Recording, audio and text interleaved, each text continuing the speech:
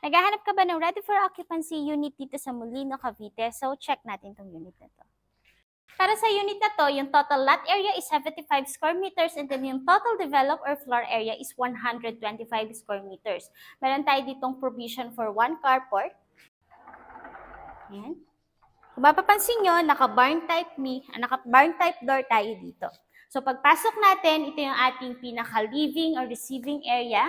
And then, open layout ito na yung ating dining area. Meron tayo ditong mirror, yan. Kaya mas nakadagdag ng accent na ating unit. And then, after dito naman tayo sa kitchen area.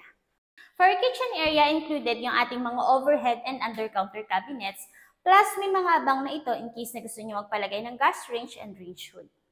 Next naman natin yung ating service area. Ito yung ating service area. So, meron na tayo ditong sink. And then also, pwedeng dito na rin yung iyong laundry area. Meron na rin naman tayo dito mga outdoor outlets tulad nito. Dito sa ground floor, meron pa tayo ditong powder room. Para sa powder room natin, complete set of fixtures tayo, flush yung toilet with bidet, and meron tayong freestanding sink. Tara naman second floor.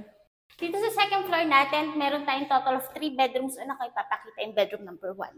Ito yung ating bedroom number 1. So, included na rin sa package yung mga built-in cabinets tulad nito. Ayan siya. Puntahan naman natin yung bedroom number 2.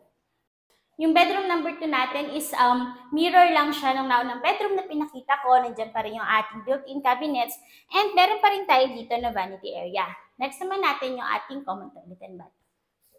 For common toilet and bath, complete set of fixtures, floor-to-ceiling tiles. Meron tayo dito na glass shower enclosure. Naka-handheld shower na rin tayo. And may abang na rin ito in case na gusto nyo magpalagay ng water heater.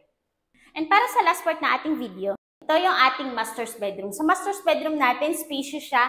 Kahit ilagay nyo ay queen size bed, so malaki pa rin yung matitirang space.